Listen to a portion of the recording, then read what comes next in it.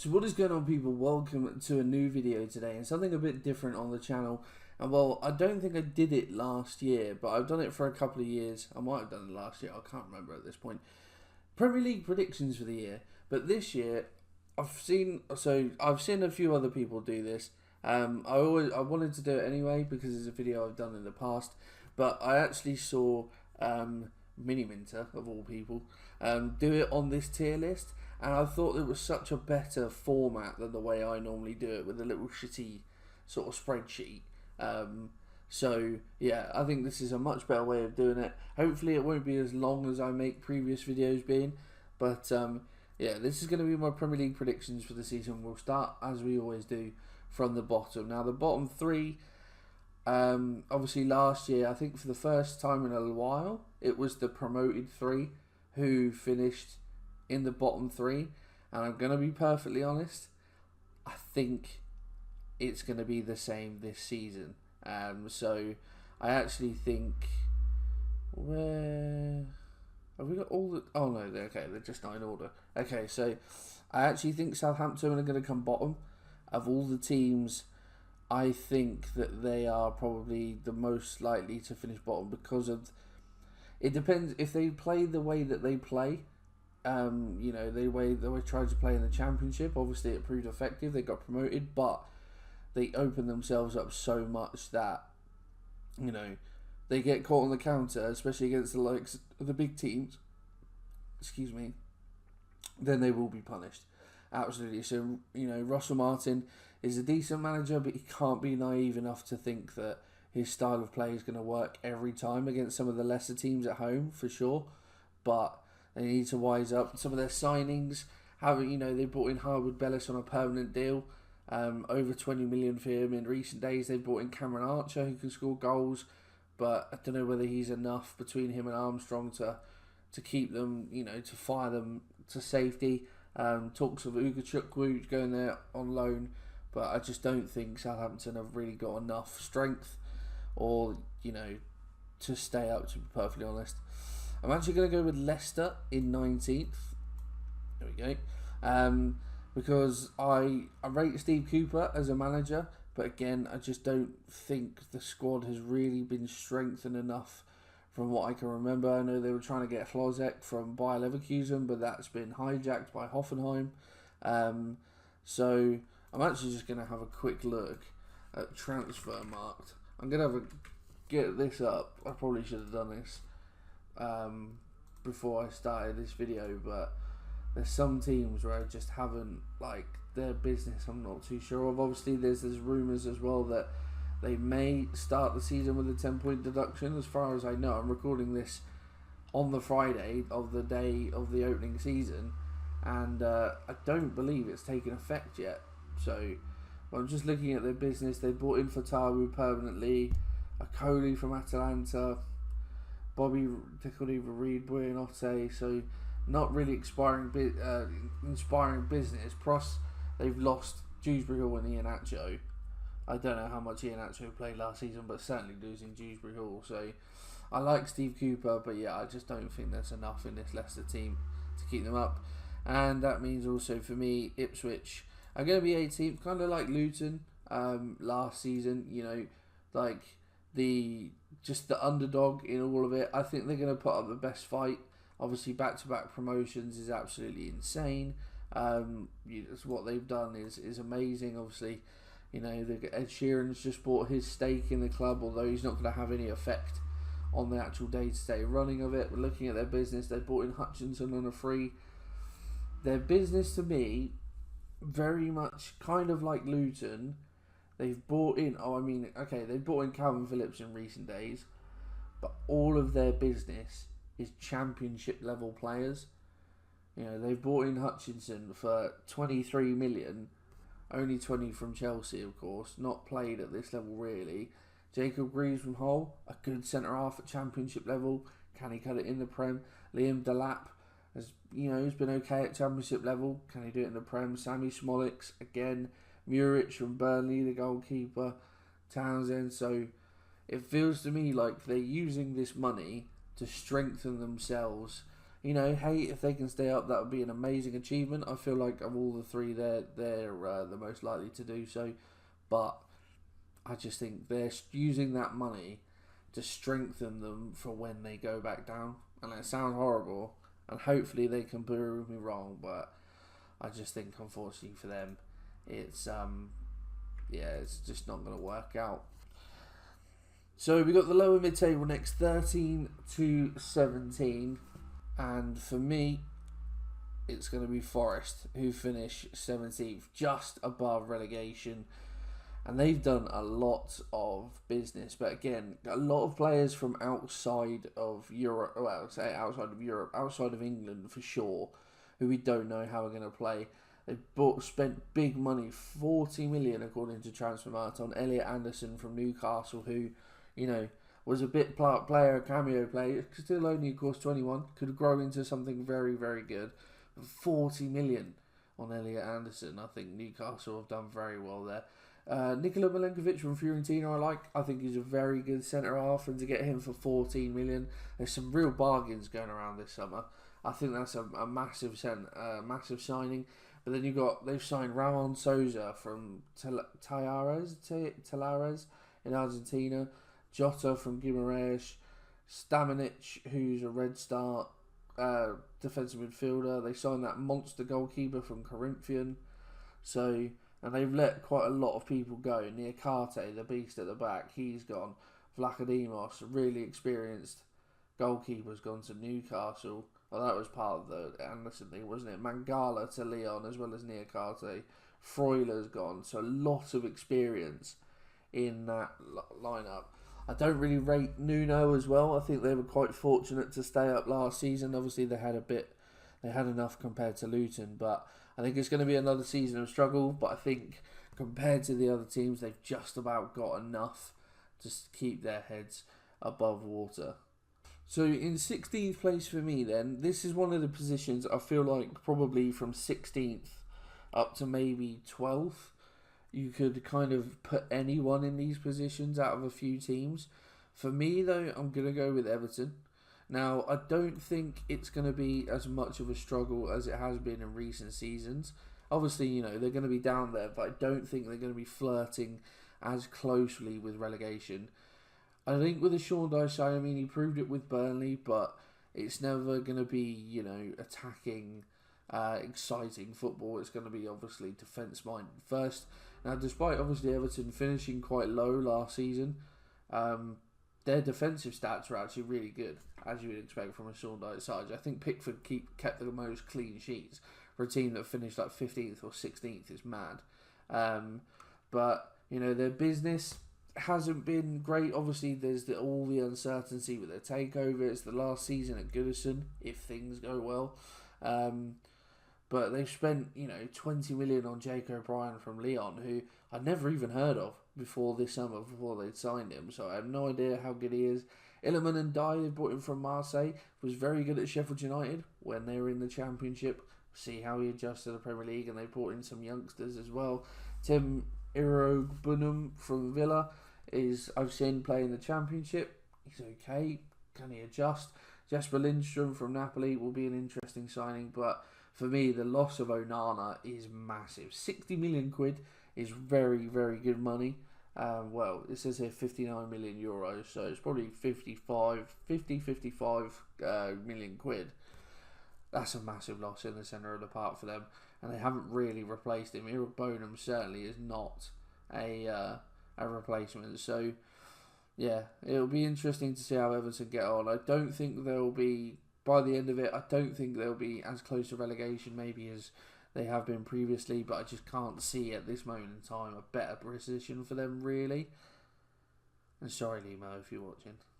So in 15th place, I am going to go with Wolverhampton Wanderers. There we go. So again, Wolves, I think Gary O'Neill did a great job there, considering, you know, last year, considering how hamstrung they were by everything going on around them. Again, kind of similar in a way. The business that they'll have done is all quite cheap, again, from what I'm seeing. And again, kind of like Forest, young players from outside of England that are they going to, you know, their most expensive signing on here at this moment in time, €15 million. Rodrigo Gomez from Braga, who's a winger. Pedro Lima from Brazil for €10 million, 18-year-old right back. Tommy Doyle from Man City for €5 million. Decent addition, but again, decent at a championship level. Can he adjust? Strand Larson from Celta Vigo on loan as well could be a good signing, but it's the losses where I really feel for them. You know, they've made over 100 million euros. I wish this did this in pounds, but 100 million euros in Neto and Kilman, who were massive for them. Neto, I think for me, Wolves' best player. Well, certainly was, but obviously now he's gone to Chelsea. Kind of a good signing by Chelsea, which, you know, is odd to say about them recently, considering their business they've been doing, but that kind of come out a bit nowhere. But Max Kilman as well. You know, I didn't realise he's as old as he is, 27 actually. Big money to West Ham, so yeah, two massive losses to them. They haven't really replaced them, to be honest. Be interesting to see if some of these, you know, like this Rodrigo Gomez can fill the void of Neto. Obviously, there's rumours about like some Fabio Silva leaving, who hasn't been great for Wolves, but it's, you know, a loss of depth. So kind of have to wait to see. But yeah, because again, just the squad has not really moved on. I don't think that, you know, they can really expect to be finishing much higher than this. So in 14th place then, a bit of a better finish than they had last season. I am going to go for Brentford. And my main thinking here is Ivan Toney. If they manage to keep hold of him, he's going into the final year of his contract. He wants, from what's been reported, obviously, he wants big money in his next contract. Which might be why there's, you know, the big teams haven't really gone in for him. It's stifling him a little bit. But for me, if he's decided he wants to leave, but he doesn't go, I think this season, he puts himself in the shop window, he bags goals, and it therefore helps Brentford. Obviously, he was banned till January last season because of the betting thing, and then when he came back, he scored in the first game back, and everyone's like, oh, thank God he's back. But then he scored, 4 for the rest of the season or something. So I think this season they improved because Toney puts himself in the shop window ready for when he becomes a free agent. Obviously, they spent big money on a potential replacement in Igor Thiago from Bruges. That was a deal that was done quite early, even before the end of the last season had finished. But he's out until the new year with an injury. But they brought in Fabio Carvalho, who's a exciting young player. Hopefully he'll get minutes there. And Brentford squad is just, they've lost a couple of players. Here I'm looking at, like Shandon Baptiste has left on a free. Strakosch has left, but he was back up. So it's they've lost a little bit of depth, but I don't think anything sort of major. Obviously, for their sake, I hope they do a bit more business to strengthen their position. I really liked Thomas Frank when he was on the Euros coverage this season. He was very refreshingly open and honest, and I kind of like Brentford. The way they go about things is always just quite interesting. So I think they are a bit of a one club man, I will admit. I think they'll do better because that man will turn up this season, but for his own gain rather than Brentford's gain, I think. So in 13th place then, and the last team in this bracket, I am going to go for Fulham. Now, with Fulham, I like Marco Silva as a manager. I think he's proven, certainly at this level with Fulham, that he can do a really good job. Big losses for Fulham. Obviously, Palhinha finally going to Bayern. It's finally done. Rock in their defensive midfield and will be a massive loss. But only that, Tosin as well, or Tosin, however you say his name, going on a free to Chelsea. He was massive for them at centre half as well. They haven't really replaced either player. Obviously, spent big money on Emile Smith-Rowe. I think he's a fantastic signing. Despite Spurs being my second team, I do quite like Emile Smith-Rowe, even though he was an Arsenal player. And still very young at 24, so I think he could really sort of be a focal point for Fulham going forward. But looking at their other business, they've brought in George Cuenca from Villarreal, whether he can fill the void of Tosin remains to be seen. They've re-signed Sessegnon after he was released by Spurs, but they need to, I think, bring in more defensive options to solidify that back line. And then, and Polina as well, get someone that can just protect that back line. So, because of their losses defensively, I think they will struggle to sort of break into that top, higher mid-table, as it says here, into that top half. But I certainly think they've got plenty enough about them, going forward to just keep them clear of any danger, I would say. So then the first team for me in this higher mid-table position of 12th, I'm going to go with Bournemouth. Absolutely fantastic season for them last season, considering the start they had. They lost 8 or didn't win in their first 8 or whatever it was, and they were, replacing O'Neill with Areola looked like a stupid move, but Areola has just worked something out, finally got them ticking, and they turned into a really, really good team. And he did a wonderful job in Spain with, was it Vallecano or something, or Valladolid, getting them into Europe and stuff, just upsetting the apple cart. He's done, obviously not quite as good a job, but in England I feel like it is more competitive, but he's done a fantastic job all in all last season. Obviously the big talking point with Bournemouth is the loss of Solanke. 60 million quid is a phenomenal amount, I think. Like I said, Spurs my second team. I think Solanke's a good signing. There's no way I'm spending 60 million quid on Solanke. He's had one proven season as far as I'm concerned, but maybe he will prove me wrong and become a superstar that Spurs need.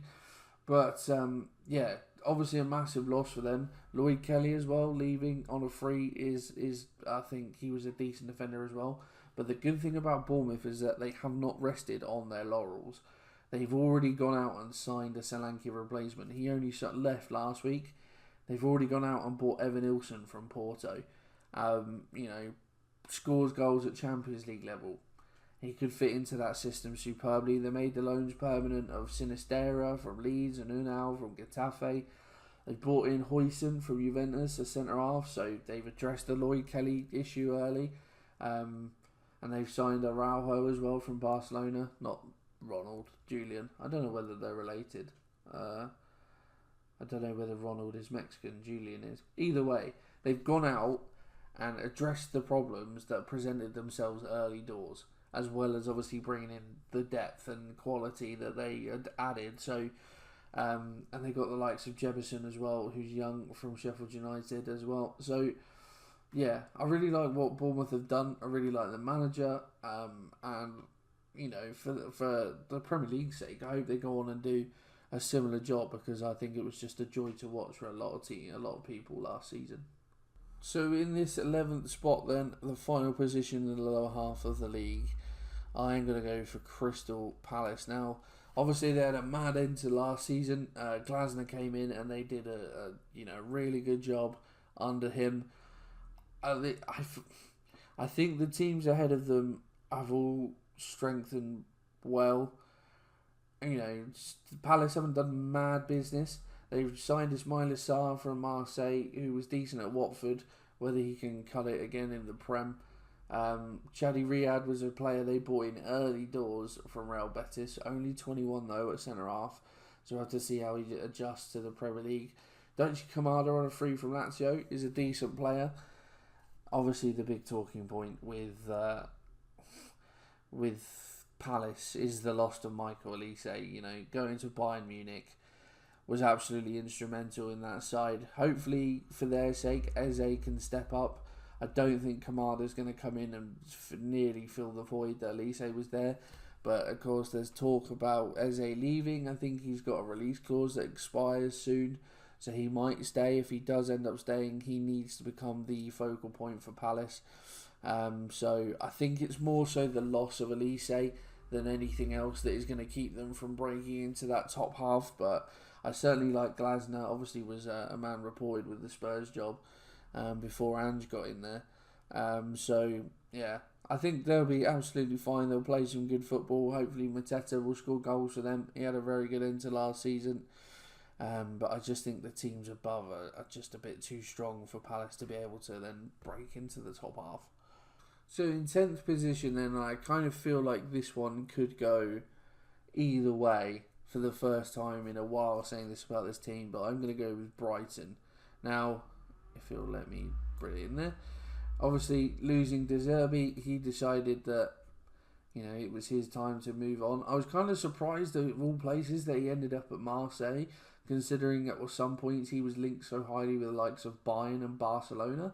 But he's ended up at Marseille. I don't know why he wanted to leave Brighton. Maybe he just felt like he'd taken them as far as he could go, wanted a new challenge. I don't really know. But they've appointed, obviously, what's his name?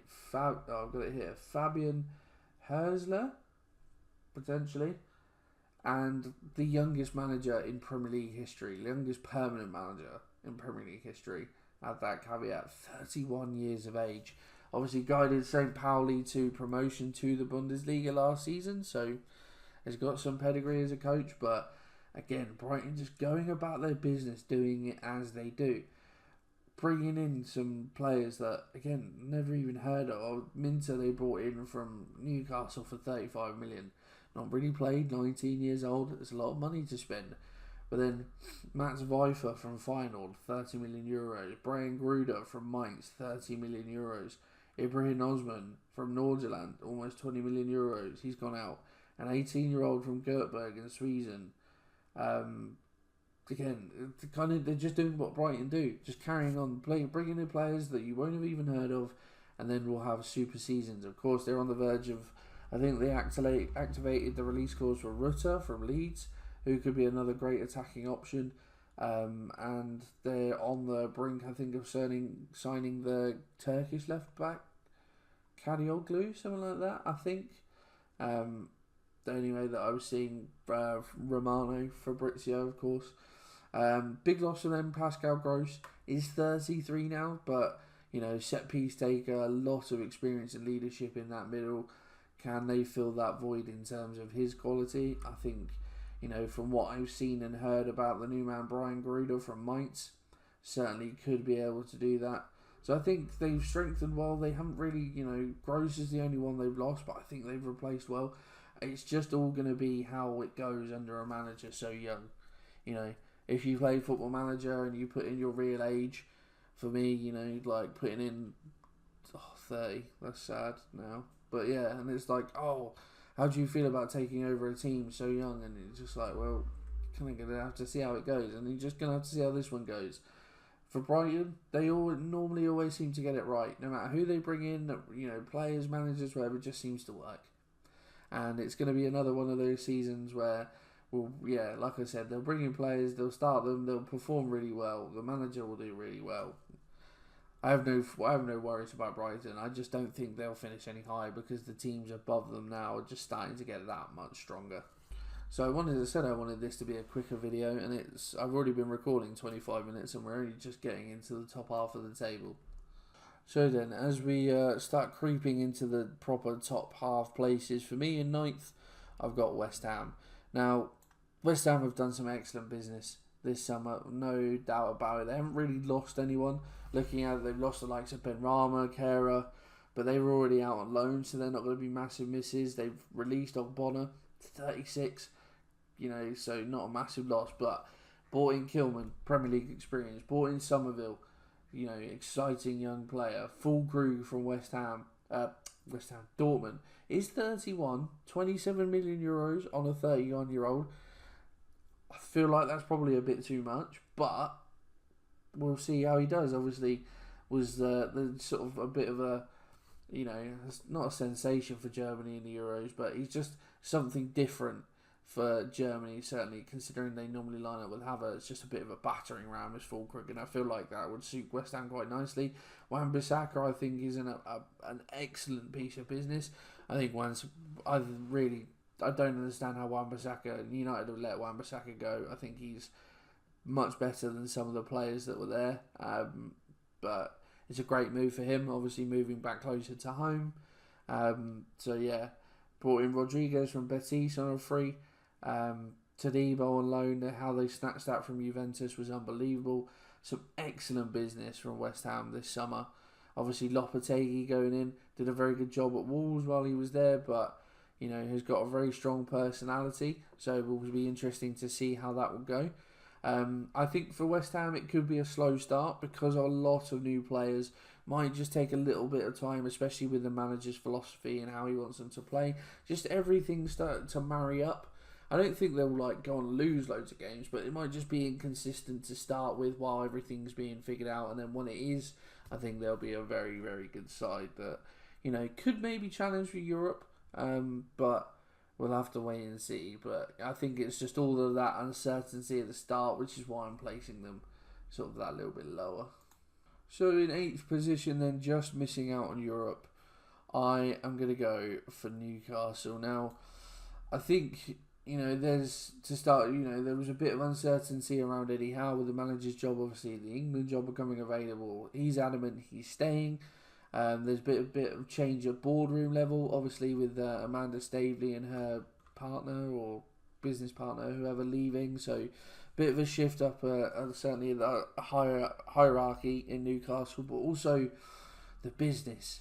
Now, Newcastle had a point where they were pretty savaged by injuries last season. For their sake, obviously, we hope it doesn't, you know, affect them too much. I think not having European football will definitely be a help. Tonali is confirmed to come back at the end of August, which is massive for them. But their business, considering they're the richest team in the world, they just can't spend. And it's a bit bizarre. Obviously, they were the team that sold Anderson and Minter before this, not FFP, but what is it, like PSR deadline or something. So they had to make ends meet. But they've released a few players, no one really of much note. Obviously Anderson, but he was a kind of bit part player. But they've signed Lewis Hall permanently. They've brought in 2 goalkeepers in Vlachodimos and John Ruddy. So they've now got 4 goalkeepers, unless I'm mistaken. Because the Karius is gone. So they've got Pope, Dubravka, Vlachodimos and John Ruddy. Interesting. They signed William Masula from Sheffield United. But as far as I was aware, he wasn't even really playing for Sheffield United. So obviously someone maybe they've got their eye on for potential.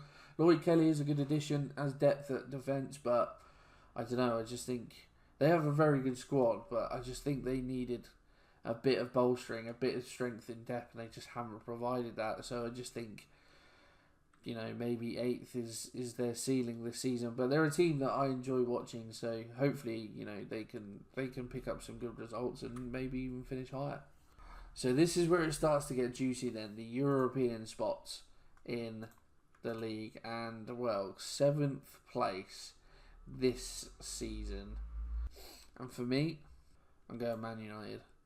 It will be a better season than last season. I think he's finally, Ten Hag, starting to get players that he genuinely wants at the club. You know, they managed to stretch Lenny Yoro from Real Madrid. Broken his foot or whatever. He's going to be out till, November maybe, something like that. De Ligt, Mazraoui, Xerxes. Big signings for Man United. Obviously, they needed strength at centre-half. De Ligt, I think, could be that player. He's worked with Ten Hag before, so he knows what to expect. Still only 25, De Ligt, but despite, you know, breaking through and having a massive breakthrough at Ajax. He's been to Juventus. He's been to Bayern Munich. He's now been at 4, you know, Ajax aren't currently, but historically, 4 of the biggest teams in the world. So, yeah, I think that's an excellent addition. Whether he'll start tonight isn't, you know, remains to be seen. Him and Mazraoui, of course, haven't been with the squad this long, only signed earlier this week. I think Mazraoui for 15 million is a shrewd piece of business. Can fill in on either flank. I think is a very good fullback. Will give them the much needed depth that they need. Xerxes as well, be interesting to see. I'm not too sure how well he did at Bologna. Obviously, he was in the Dutch squad at the Euros, but is a player with potential, only 23. Quite a lot of money spent on him. I think, well, it says here just over 40 million euros. So, be interesting to see how all these players bed in. In terms of outs, Wan-Bissaka, as we mentioned, Varane, they're the only sort of, Martial's gone. So not too many sort of big losses for them, to be honest. And you've got the likes of Sancho coming back. Whether he's going to play, Ten Hag says that he will, but I don't even know if he's in the squad for tonight. So I think, you know, I like Ten Hag, but he doesn't really inspire me. I think that might just be all the noise. I think the noise around Ineos as well, that might create some uncertainty, because I was watching a video about Ineos and the way they've gone about dealing with football clubs before. They didn't realise they own a Belgian team. Is it a Belgian team? I think it's a Belgian team, but I can't remember for the life of me who it is. Or no, Swiss, Lausanne in Switzerland, and they've had a rough time of it since, and obviously they own Nice as well, so be interesting to see if that, and obviously the talk of Old Trafford, new stadium, so yeah, I just can't see United kicking on that much, to be perfectly honest, but I think they will get Europe this season. So my 2 Europa League teams then. So for me then, in 6th position, I'm going with Aston Villa. Now, I rate Emery really, really highly. They had a fantastic season last season.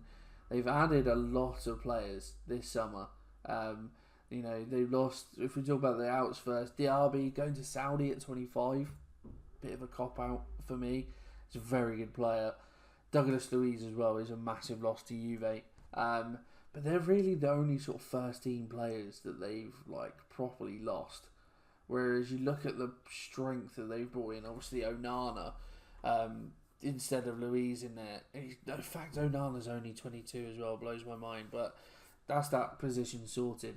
Ian Martin coming in at left back, lots of money spent on him, but he's proven to be a very good player at Dortmund, so you don't see why he couldn't be a good player for Villa.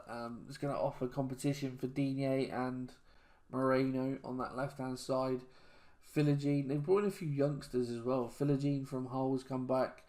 Eiling Jr. from Juve, as well as Baron Shea from Juve. Dobbin from Everton. Ross Barkley is back at the club as well. So they've certainly added plenty of extra depth, which they needed to for Europe. I just think that, the ask of the Premier League and of Europe, I think for some of these players might just take its toll a little bit, especially if they haven't played in European, this constant pressure of European football before, perhaps. So I don't think they'll have a bad season by any means. I just don't think they'll do quite as well as they did last season. So for me, they're still going to get Europe, but it's not going to quite be Champions League. But still a very good season. So the final 2 spots then. And I'm probably surprised a lot of people to say that Chelsea still haven't been picked. To finish 5th, for me, this season, it's going to be my second team, Spurs, I think. Which pains me to say, and maybe a lot of people will be baffled that I think Chelsea... I'll put them in there now. I think they're going to finish 4th, but we'll come on to them in a minute. Spurs, for me, don't get me wrong, obviously a team that I support as well. I think there's been good additions made. I think Solanke could be a good addition, but like I said earlier, he's not worth 60 million quid for me. Archie Gray, 40 million spent on an 18-year-old, has been very good at Leeds. How he's going to adjust to obviously playing in the Premier League with Spurs. Obviously played a lot of last season for Leeds out at right back as well. The way that Spurs play with their fullbacks in the inverted role, that might actually suit him because he then can get up into midfield and sort of affect play. They've just signed Odegaard from Burnley literally yesterday, I think. I don't know a lot about him, admittedly. Lucas Bergvall from Sweden come in. I can't imagine he'll play a lot of minutes to start with, but certainly a player with a lot of potential. And then we've just got rid of and just cleared out a lot of the sort of fringe players. Emerson Royale gone for 15 million, which is half of what they paid for him. But was never amazing for Spurs. I didn't mind him, but he was kind of just one of those players. Rodon signed permanently for Leeds. Dyer's gone. Sessegnon. And Ndombele's finally... I feel so... And Ndombele, as a Spurs fan, is one of the ones that hurts the most. Højbjerg has gone, of course, but didn't really fit the Ange style, so it didn't surprise me. Brian Hill has gone. And then a couple of young strikers have gone as well. So I think Spurs' problem is, despite bringing in a striker, which they desperately needed, is just the goals that they concede. They concede a lot of goals, and it's the manner of which they concede goals as well. And my old man, obviously that's where I get my Spurs support from. My old man is a season ticket holder at Spurs. He's watched a few of the friendlies so far this season, and he just says, even still, a season in, some of the play defensively and some of the way we can see goals is just absolutely ridiculous. So, the fact that not really a lot has changed defensively. Obviously, the way they play is very attacking. If Van der Ven can stay fit for a whole season, that might be a big difference maker, because he was missing for a couple of months, and he's one of the best defenders in the Premier League, Mickey Van der Ven. I hope that doesn't come across as bias. I hope people share that opinion, but I think he's absolute quality. But yeah, I just think the leaky defensiveness will cost them a top 4 spot. I think that's my honest opinion. So let's move on to Chelsea then. 4th place. The job that Pochettino did there by the end of last season, absolutely superb. Getting them into 5th or 6th, maybe? They finished 5th, didn't they? I can't remember. Either way, finishing in Europe, considering the start of the season they had, is absolutely superb. Now, I think they were foolish for getting rid of Pochettino. I think, it's a hell of a lot of pressure on Maresca's shoulders. Led Leicester to the Championship last season with relative ease. What convinces me about Maresca is, obviously, like with Poch, if they give him time, he's a disciple of Guardiola. So obviously it's not going to be the same play as Man City, but it's going to be influenced, just like Arteta is at Arsenal. If they give him time, obviously, the revolving door of players is always on the go. As long as they can bed in some of these new players, as well as obviously those players that came in last season that were so young, have another year's experience in the Premier League. And plus they'll have Europe as well this season, so that squad depth is going to come into I think their first team squad's like 45 players or something stupid. And you look at the business, Pedro Neto, the biggest signing of the summer for them. He's young still at 24, but a proven Premier League player, which is massive for them. Is going to give them a very good option. Dewsbury Hall has played at this level, is good at this level. 25 million. Did they need another central midfielder though? Apparently they did, because Conor Gallagher, obviously that situation is just mad. But it looks like he's going to be on his way out, regardless, because since he's come back, he's training on his own. They're trying to find some sort of solution. So if he doesn't go to Atleti, maybe we could see a late move elsewhere in the window. They've brought in, 8 goalkeepers? They've got 8 goalkeepers now or something stupid. Omari Kellyman from Villa, just a lot of youngsters. Kellyman, Anselmo from Boca, 19. Renato Vega from Basel, 20. Caleb Wiley, 19 from Atlanta. Mark Gui, 18 from Barca. Tosin is, I think, a good addition there as well. But then you look at the players they let go. Martson, no, and Hall, not really. And all the players that they've sold permanently. Likes of free agents that have gone. Ziyech wasn't really playing. Malang Sarr wasn't playing. Silva, I think, will hurt them a little bit just because of that leadership.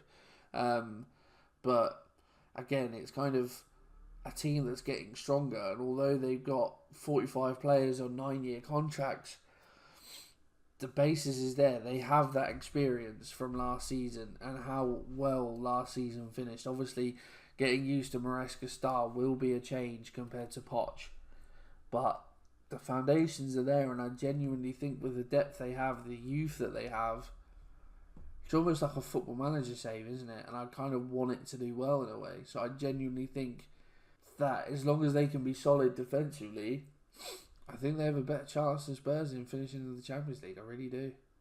So then, top 3. I think 3rd place is easy for most people. It's going to be, for me, it's going to be Liverpool.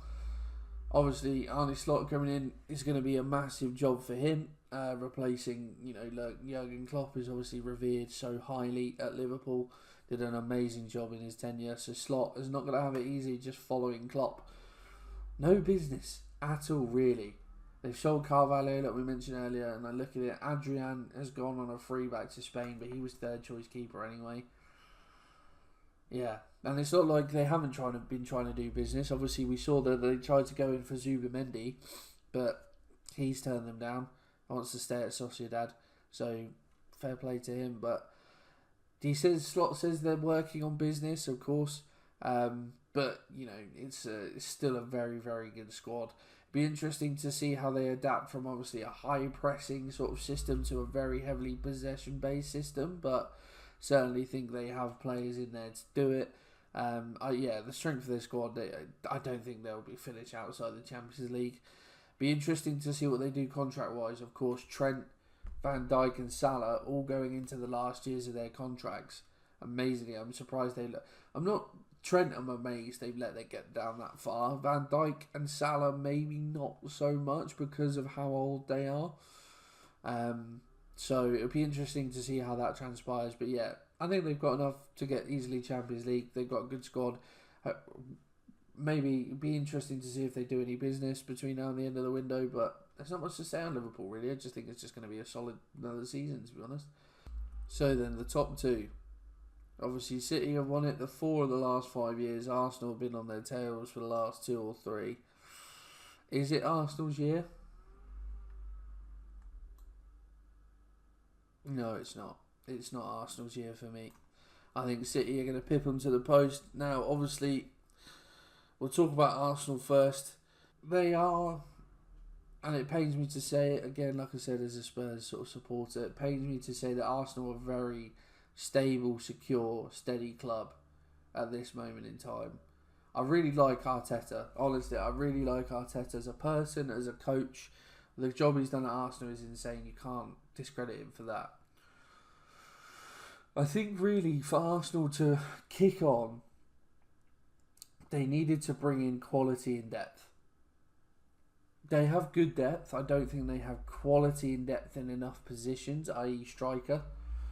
You know, they're playing Havertz up top. Towards the end of last season, he started to play very well. Gabby Jesus is very inconsistent when he gets the chance. They've got the likes of goals come from all over the pitch. Obviously, Saka is an unbelievable player. Trossard contributes with plenty of goals. They get goals from midfield. Obviously, Odegaard is there. They lost Smith Rowe, but kind of a bit part player anyway. They've brought in Raya on a permanent deal. That was always going to be the case. I didn't realise Raya was 28. Okay. So again, looks like he's going to be first choice. They've brought in Calafiori from Bologna, 22 years old, and there's been a lot of sort of good things about Calafiori. You know, I'll be honest, I didn't rate him at the Euros. There was a lot of talk about how good he was. I didn't think he was that good. From what the games that I saw of Italy play, I thought he was pretty average, to be honest. But, I think he's more naturally a left back, but was playing centre half. Maybe that has something to do with it. Although he's listed on here as a centre half. Where he'll play for Arsenal, I don't really know. I can't see him displacing Saliba and Gabriel at this moment in time, for sure. Left back, he could play at left back, I suppose. It's always been a position that in recent years, I guess, with Zinchenko and obviously what's-his-face, Kieran Tierney. And then, they've got Timber who can play across the back line. Him coming back fully fit. Hopefully he can stay fully fit because he's another player that I really like. But for Arsenal's sake, obviously he stays fully fit. I just don't think Arsenal have done enough business to really make me getting excited about Arsenal feels really wrong to say, but to get me excited and think this could be the year they finally topple them. Another year, that team has got a lot of togetherness, another year's experience up there, but I just don't think they've done enough. I think that's primarily what it comes down to because Arsenal have got so much going for them, and as a Spurs fan, it pains me to say, but they have so much to like. I just don't think. I think it would be more a combination of, Arsenal really kicking on and playing better than they even have been, and also not expecting them to, people not expecting them to play as well. They just go on and absolutely smash it game after game, but also all this uncertainty over City. For me, I think City are, these big enough boys to ignore everything going around them. Of course, supposedly the charges, all of that is going to come to a head around the new year. So I've heard. You know, we talk about City, their business. They've lost Alvarez. You know, big money, big player for them as well. Considering he's only 24, and what the career he's had already, he's won the Premier League, Champions League, World Cup, and now a Copa America as well. It's just wanted the new challenge. And at 24, it's kind of mad to say, but yeah, he's kind of completed England, really, hasn't he? So fair play to him. He wants to go and experience Spain.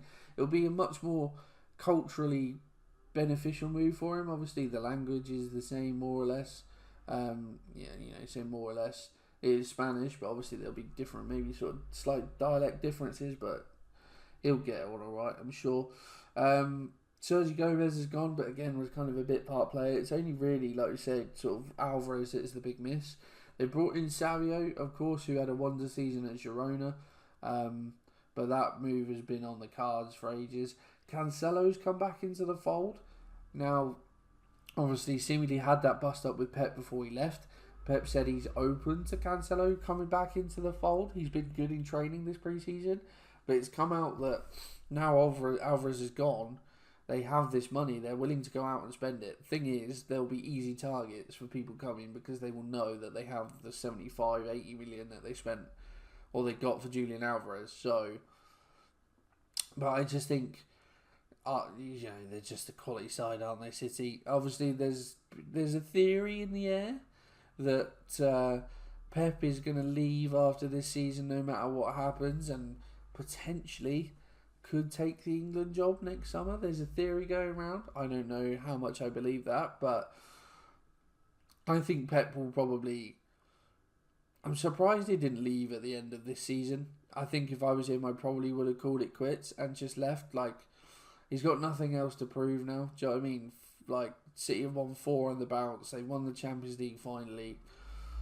I think I would, if I was him, I would have walked this summer. But, you know, he's going to stick it out for at least one more season. And I just can't look past City at this moment in time. I think it's the same with a lot of people. How can you just look past City? They're just so good. So for me, guys, that is going to be my Premier League table. And let me know what you think by all means. If you think I've got something horribly wrong, let me know. If you think I've got something maybe quietly right, let me know your predictions. Let me know what you think. But guys, that is going to be my Premier League predictions for this season. Like I said, let me know how you think I got it down below. If you have enjoyed this video, make sure you put a like on there for me. Subscribe to the channel. I'll see you in the next one.